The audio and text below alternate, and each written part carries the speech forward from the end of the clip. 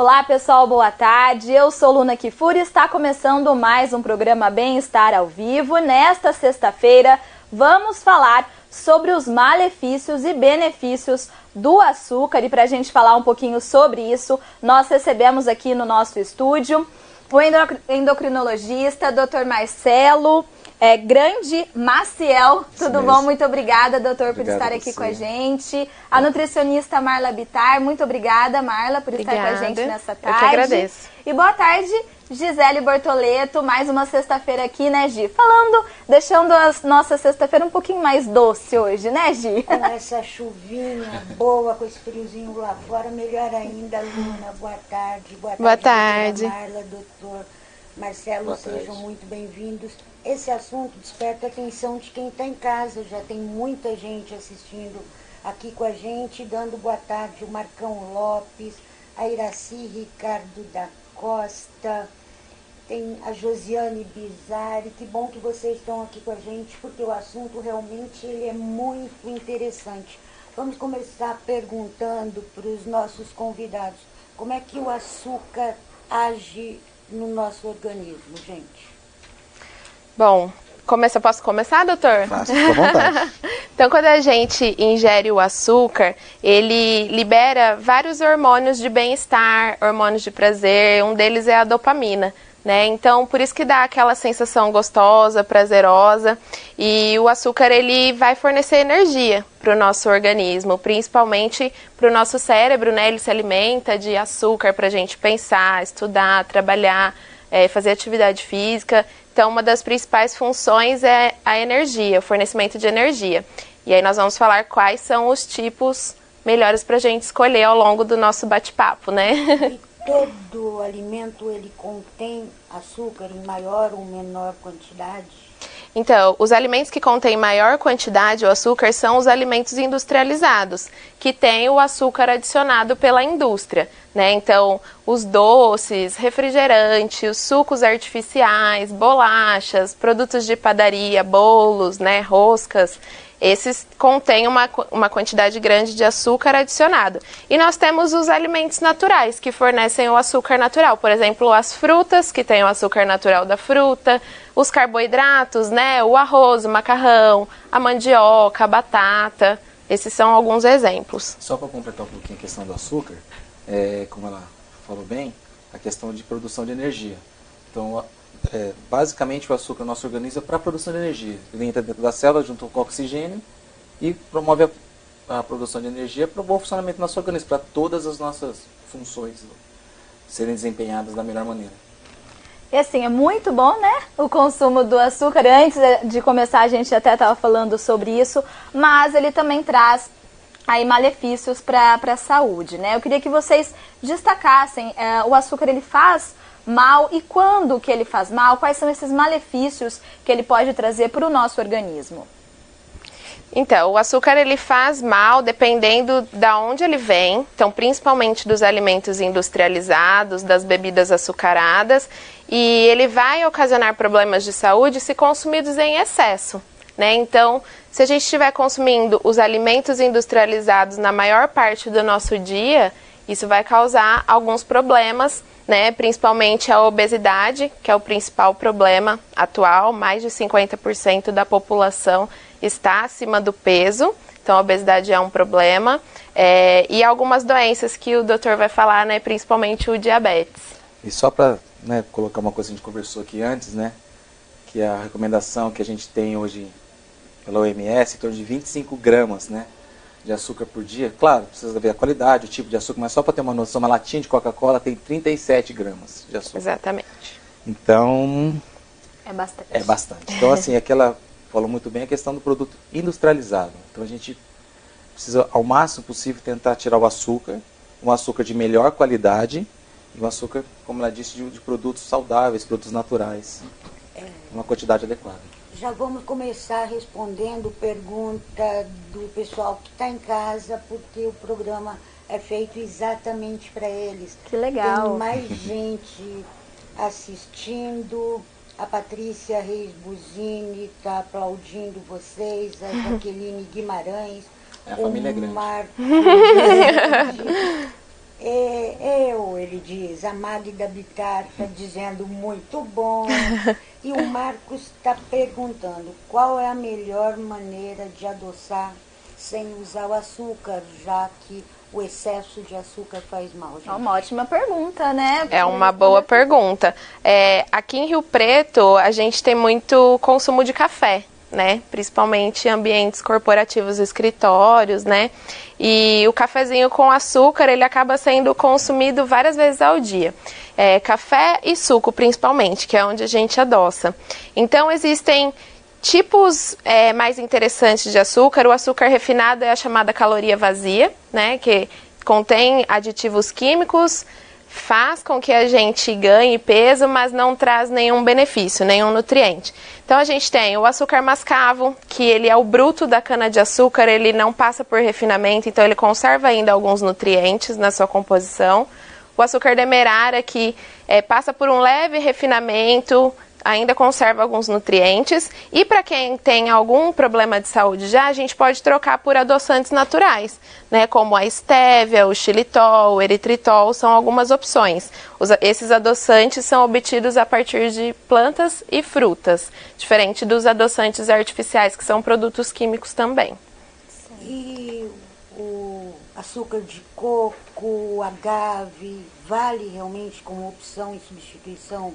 Também são opções, né? O agave, o açúcar de coco, a gente tem que ver o que fica mais acessível para a população. Esses açúcares costumam ter um preço um pouco mais salgado, um pouquinho mais caro, por isso a gente acaba ficando no açúcar mascavo, no demerara ou nos adoçantes naturais mesmo. Acho que isso é importante que ela falou, porque tem várias opções, mas sempre tentar individualizar para o paciente tanto a questão de gosto como a questão de acesso também. E você às vezes passa um produto para o paciente que ele não tem acesso, ele vai continuar sem usar e não vai trazer benefício. É sempre legal fazer isso. Doutor Marcelo, a Antônia Marques Batista está dando parabéns para o senhor, mas você também tem seu fã-clube, a Magda Bittar, está dizendo, olha, parabéns, Marla, é muito legal mesmo essa participação. Existe um acordo do governo com a indústria de alimentos para reduzir até 2022, retirar 120 toneladas de açúcar da quantidade de produtos hoje ultraprocessados existentes no mercado, mas isso também já chamou a atenção de algumas correntes que dizem que é uma medida inócua, porque vão retirar o excesso, mas mesmo assim vai continuar muito acima do saudável. Realmente precisaria haver um esforço maior, uma conscientização maior, doutora Marla, para que baixasse ainda mais a quantidade desse açúcar? Eu acho que a maior conscientização vem da influência dos produtos industrializados, né?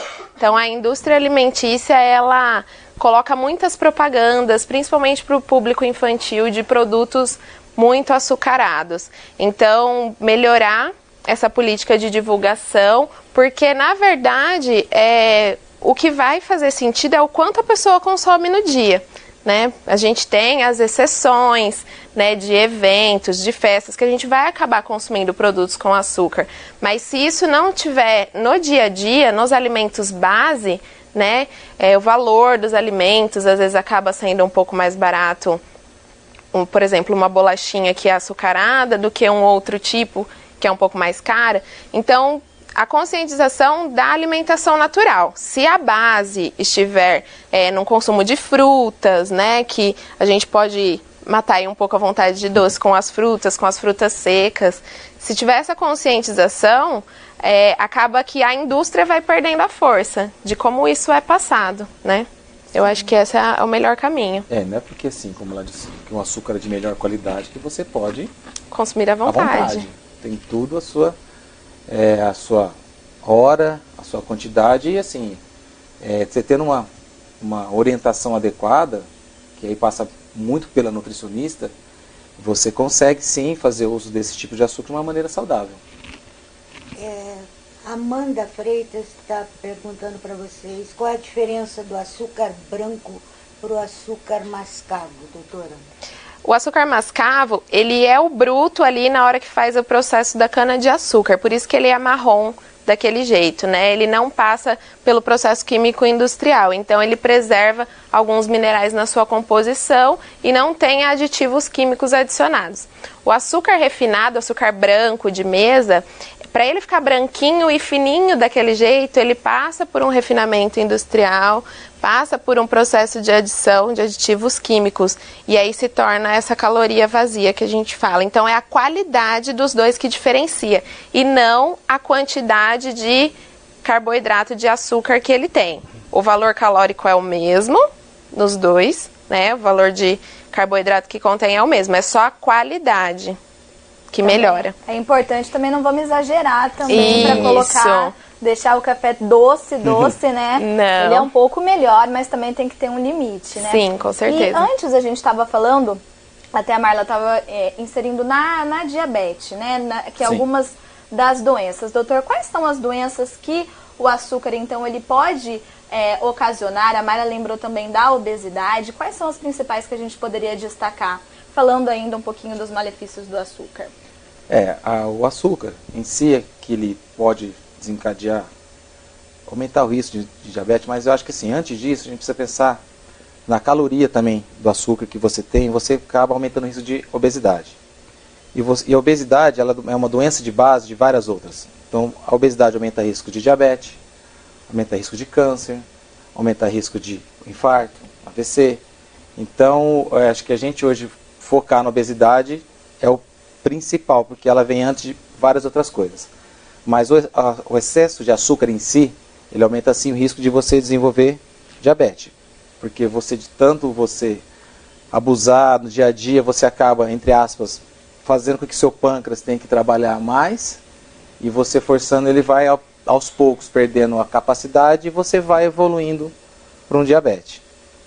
Então, assim, o foco principal é diabetes e obesidade, mas lembrar que a obesidade é doença de base de várias outras tantas doenças. Isso para todas as faixas etárias, doutor? Crianças, adultos, idosos? Sim, cada faixa etária, pode falar com maior precisão, tem a sua a quantidade melhor de açúcar. Nós temos uma média da população, mas você vai, dependendo da faixa etária, você vai dando aquela quantidade que a pessoa pode ou não ingerir. Mas assim, não é só isso. Então você precisa ver a questão se a pessoa faz atividade física ou não faz, se ela é sedentária, se ela não é, se a pessoa tem alguma doença de base, se não tem. Então tudo isso vai influenciar no como você vai orientar o uso ou não do açúcar para aquela pessoa. Certo, cada caso. Exatamente. Caso, né? Hoje em tudo hoje. É individualizar. Que negócio de receitinha de bolo para todo mundo, isso não existe. Não funciona, né? Não tem. Não tem como. Esses hábitos de consumir alimentos mais doces ou menos doces, eles começam na infância. Sim. A mãe bota o açúcar lá na mamadeira ou achocolatado para a criança tomar e começa aí. Mas a gente já vê hoje muitas crianças que elas não gostam de produtos doces. Realmente é importante que os pais eles comecem com esse cuidado desde a infância. Sim, isso é muito importante de ser dito aqui hoje, porque até os 2 anos de idade está sendo formado o paladar dessa criança, né? Então, tudo que ela consumir com mais frequência até os 2 anos vai ser o que ela vai ter mais hábito de consumir ao longo da vida. Então, se puder não oferecer nada de açúcar para essa criança antes dos 2 anos, é o melhor a se fazer, né? Porque depois vai ficar difícil dela aceitar outros sabores, né? Então ela vai ser difícil dela aceitar o azedo, o amargo, o salgado, e ela vai ficar sempre procurando esses produtos açucarados, e é um grande risco, uma maior chance, como a gente vê muito já, infelizmente hoje em dia, obesidade infantil, né? E crianças desenvolvendo diabetes, desenvolvendo resistência à insulina, triglicérides alto, tudo isso devido ao excesso de açúcar. E hoje eu não atendo mais criança, mas eu já atendi. E a gente via que vinha a família trazer a criança por causa de obesidade, e você vê que os hábitos da família, eles exigiam à criança um hábito e eles tinham um hábito errado. E então, geralmente obesos, o pai e a mãe. Fazendo os hábitos errados, exigindo da criança fosse diferente. Como é que a criança vendo o pai e a mãe fazendo uma coisa, né? É difícil você. Então é toda uma educação que não é fácil de fazer, mas a gente não pode desistir e deixar de fazer. Não. Ô, Luna, a doutora Marla trouxe um fã-clube. Com certeza, gente. A Denise Bittar tá dizendo, olha, parabéns, Marla. A Rosinha Justa, parabéns, Marla. Bate palma. A Eliana Zanini. Obrigada, gente, Amanda obrigada. Está te agradecendo pela explicação do açúcar. Que isso. A Suzane Batal de Aguiar Casarini também faz parte aqui do seu do meu fã-clube. Bianca Artioli, menina, você é muito querida. Ai, muito Todo mundo obrigada. acompanhando, né? Que bom que o pessoal tá assistindo no ao vivo, né? Obrigada. Doutor, uma das coisas, uns estudos recentes mostram que o excesso de açúcar realmente ele acelera os casos de depressão. É uma outra doença que a gente não falou.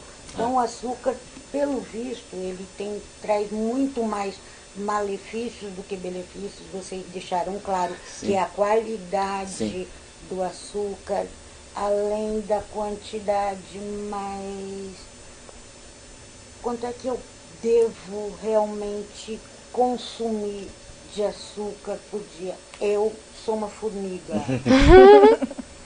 Por onde é que eu devo começar? Já cortei o café do açúcar. Sim. O açúcar do café ele não existe mais. Mas onde é que eu estou errando, que está fazendo mal para a minha saúde e eu não estou percebendo, doutor? Eu vou dar uma entrada no assunto, mas eu vou deixar mais para a Maia. O açúcar ele tem em vários alimentos, não só o açúcar refinado em si. Então você tem o açúcar do carboidrato, você tem o açúcar das frutas, você tem o açúcar... Vamos que mais? Por exemplo, Dos doces. Sucos. Ela pode até falar melhor que eu, mas o suco de fruta, você chupar a fruta, comer a fruta é muito melhor do que você tomar o suco. Sim, com certeza. Porque você tem fibras, tem coisas que você deixa de ter e você aumenta a absorção desse açúcar, ele é absorvido mais rápido, isso dá pico de insulina, uma resistência insulínica e assim. Então, assim, a quantidade de açúcar que você deve ingerir, é difícil você quantificar isso. O correto seria você pegar açúcar de melhor qualidade e dentro de uma prescrição de uma dieta, tentar colocar, visando assim, o bem-estar do paciente, aquela quantidade de calorias que ele pode ingerir e você pegar um açúcar de melhor qualidade e tentar distribuir. Mas acho que ela pode responder melhor do que isso. Então, como a gente havia falado, como o doutor falou no início, 25 gramas ao dia, né, que corresponde, para ficar mais visível, a uma colher de sopa de açúcar. Sabe, pegar uma colher de sopa assim, ali dá mais ou menos 20 a 25 gramas. Só que é difícil a gente falar em quantidade porque tem vários alimentos que já está inserido o açúcar. Então, uma mudança de hábito assim, rotineira, né? Evitar de comer bolachinhas nos lanches intermediários, biscoitos. Tem gente que tem lá na gaveta do escritório uma bolachinha recheada, né? Ou uma bolachinha de maisena que tem no cafezinho lá do escritório. O cafezinho próprio com açúcar. Vai almoçar, ao invés de tomar o suco, né? Pega uma fruta mesmo para comer após o almoço, né? Você consome as fibras junto. Uma fruta cítrica ajuda na absorção de ferro também após o almoço. Então, e evitar, assim, aqui em Rio Preto também se consome muito açaí nos lanches da tarde, porque é uma cidade muito quente, hoje está frio excepcionalmente, mas consome muito açaí, e o açaí que a gente tem aqui na região, ele é adoçado com xarope de glicose, que é um açúcar. Se você pegar ele puro mesmo, sem os complementos e comer, ele é doce. Só que o açaí fruta não é doce. Então, ele é adoçado também. Então, esses excessos mesmo, e tirando os excessos, trocar o refrigerante aí do horário do almoço ou da janta, consumir mais água, deixar para consumir a fruta, porque a quantidade diária a gente só consegue saber mesmo no consultório, na conduta com o paciente. Gente, o Eduardo está dizendo que está meio difícil de me ouvir, eu devo estar com algum problema do meu microfone.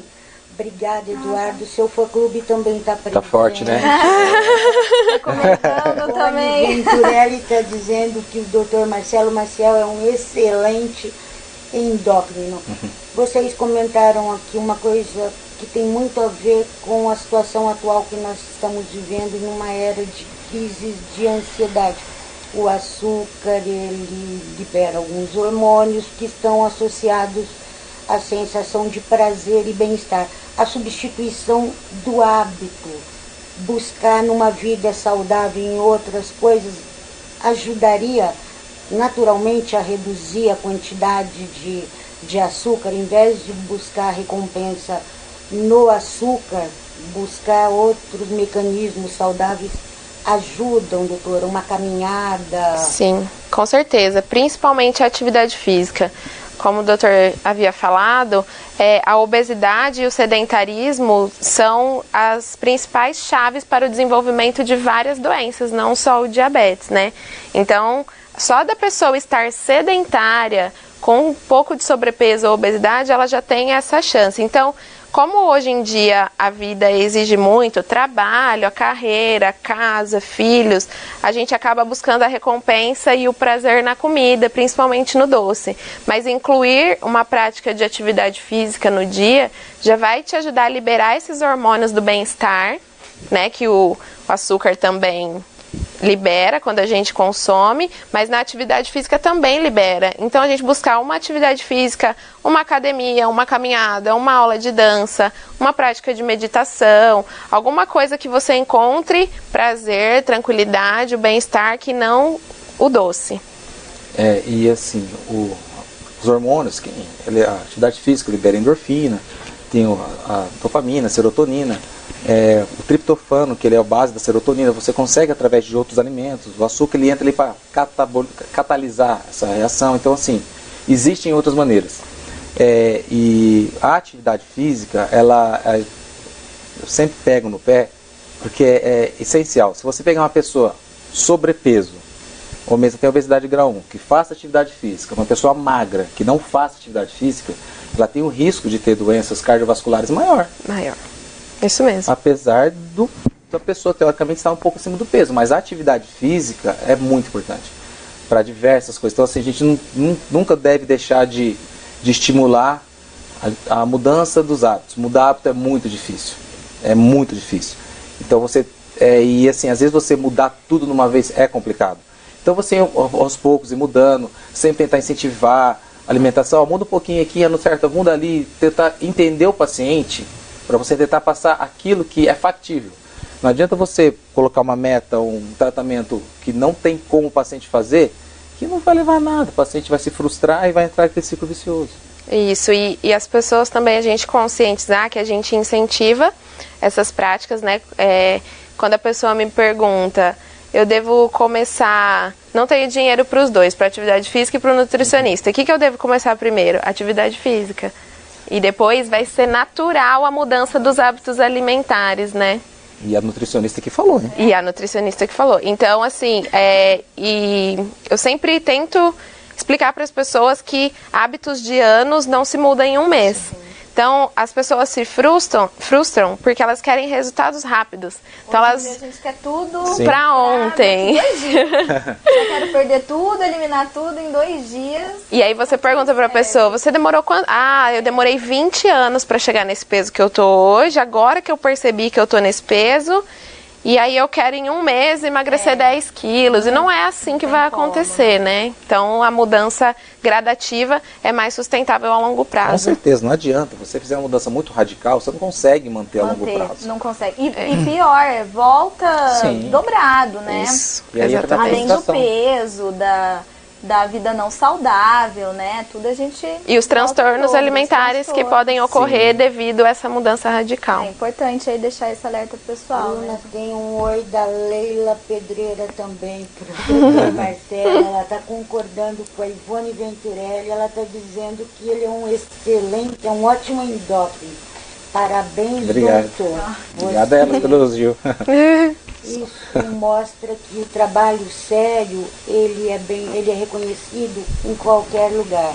Bons profissionais vão ser sempre aplaudidos pelo público em geral. É verdade. Obrigada a todo mundo, né, que está assistindo a gente. Muito legal aí todo esse conhecimento para os especialistas. E hoje, gente, os pacientes, né, as pessoas, elas estão mais conscientes em relação a ter uma vida mais saudável, a cortar alguns desses ingredientes, como, por exemplo, diminuição do açúcar? Existe essa consciência hoje em dia?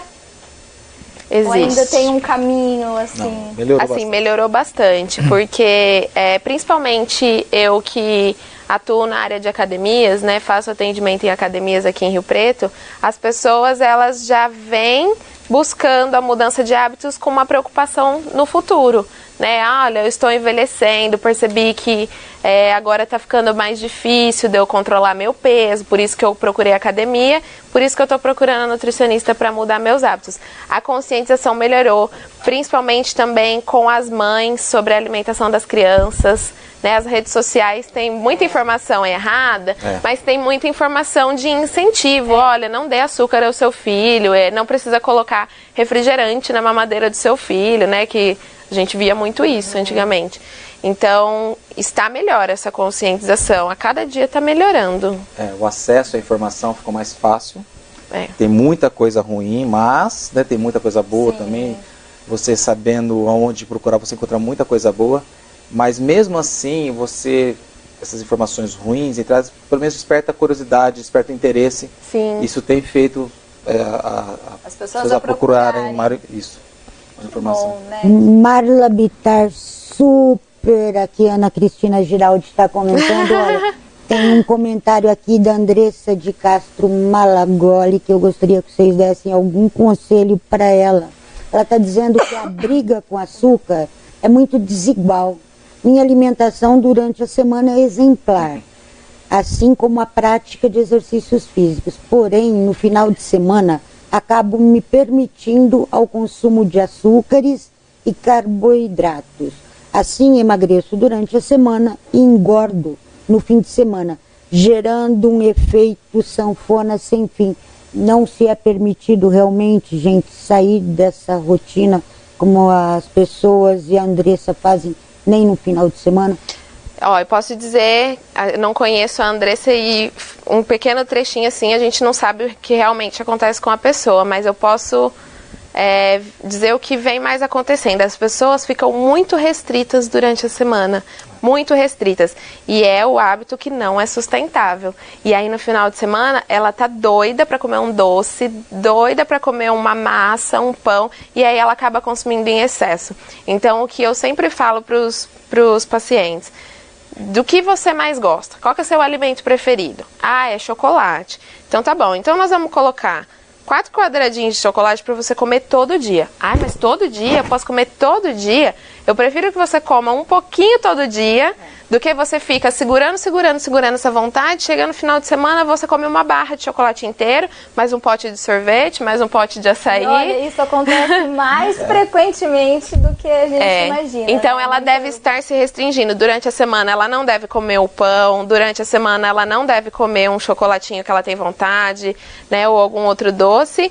E aí chega e passa todo esse estresse e chega no fim de semana ocorre essa compulsão. Então o que eu aconselho a Andressa, né, é ser um pouco mais leve e liberar em pequenas quantidades durante os dias, porque se ela liberar durante a semana, vai ter dia que ela nem vai sentir vontade de comer. Por quê? Porque quando é proibido, o nosso corpo fica com muito mais vontade de consumir aquele alimento. Então se ele é liberado, vai ter dia que você vai escolher. Hoje quero comer, hoje não quero, né? Perfeito.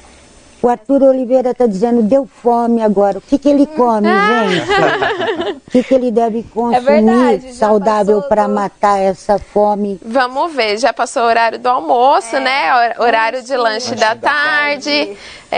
Agora ele pode consumir aí uma fruta, um mix de castanhas, né? Ou até mesmo ali um pãozinho integral com manteiga na chapa que tá friozinho hoje, tá gostoso com um cafezinho, né? Essas opções aí. Aí a dica pro pessoal. Gente, eu falei que passava rápido e passou. A gente nem viu a hora. Vamos entrando aí na reta final do nosso programa. Agradecendo muito a participação do pessoal hoje aqui. Muito obrigada a todos. Agradeço ao Dr. Marcelo. Muito obrigada por ter vindo aqui, doutor, esclarecer todas as questões aí dos nossos internautas. Marla, muito obrigada pela participação, pelas dicas. Gisele, mais uma sexta-feira aqui, né, Gi? Essa sexta-feira um pouquinho mais fria. E depois dessa eu vou voltar para minha mesa comer uma castanhinha do Pará, um copinho d'água. Eu também vou seguir essa dica. Um cafezinho sem açúcar. É verdade. Gente, muito obrigada a todos. Um ótimo final de semana aí para todo mundo. E na sexta-feira que vem nós estamos de volta.